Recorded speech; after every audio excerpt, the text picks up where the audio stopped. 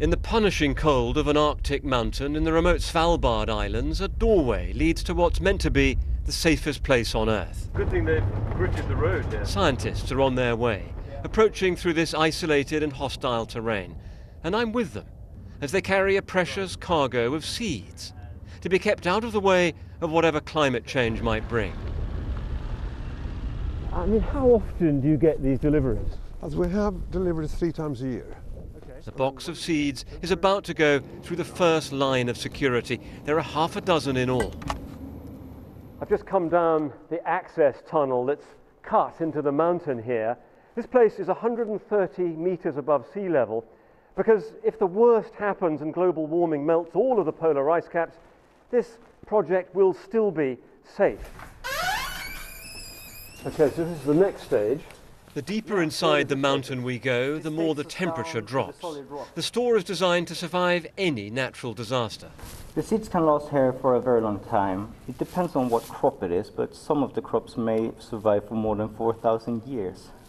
You're really imagining this place functioning, keeping the seeds safe for 4,000 years? Well, it's difficult to say. I'm sure that the pharaohs thought that their pyramids would last long, and they did. The last barrier to the store itself. Okay, here we go. Inside here, it's minus 18 Celsius. The rows of shelves are filling up with seeds from all over the world. There are samples of nearly half of the most important food crops, brought here just in case. Samples of seeds used to be held in glass test tubes. Now they're kept in little plastic packets, and there are more than 800,000 of these in this vault. And everywhere you look, there are examples of why this place matters. There are seeds from Syria, plants that are good at coping with drought, and some have just been returned to the Middle East. When harvests are ruined by extremes of weather, having backup copies of key seeds is essential.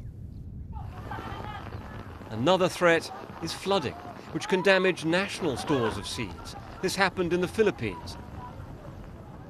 And with industrial-scale farming, most food comes from just a dozen varieties of plants. So keeping different genetic types helps to guarantee supplies.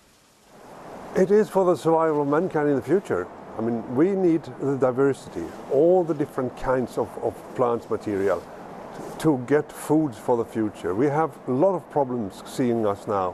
Climate change, environmental problems, and to tackle that, we need genetic variation. So, in these remote mountains, this place is meant to be a safeguard against apocalypse, an insurance policy for a warming world. David Shukman, BBC News, in Svalbard, in the Arctic.